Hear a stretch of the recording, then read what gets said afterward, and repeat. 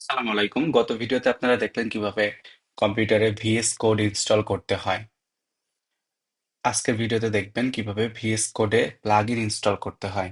এখন আপনাদের মনে প্রশ্ন জাগতে পারে প্লাগইন কি জিনিস আর ভিএস কোডে আমি কেনই বা প্লাগইন ইনস্টল করব।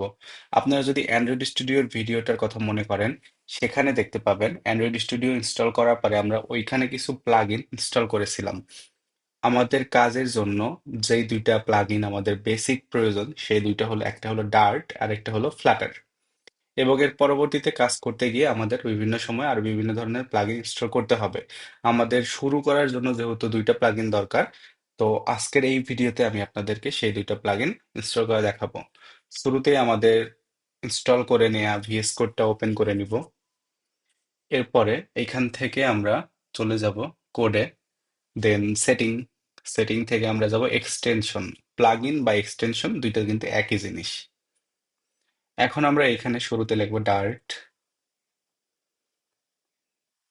ডার্ট লাগলে দেখতে পাবেন বিভিন্ন ধরনের প্লাগইন দেখাচ্ছে, বাট প্রথম যেইটা, এটা আমরা ক্লিক করব, দেন ইনস্টলে ক্লিক করব।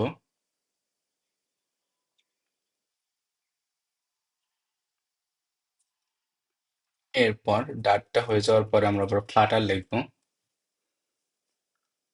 ফ্লাটার প্লাগইনটাকে ইনস্টল করে নিব। ডান। এখন জাস্ট আপনি আপনার ভিএস কোডটাকে ক্লোজ করবেন এবং রিওপেন করবেন।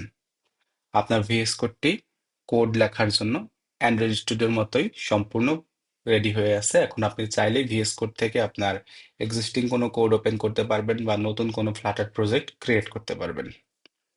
থ্যাংক ইউ ভিডিওটি দেখার জন্য।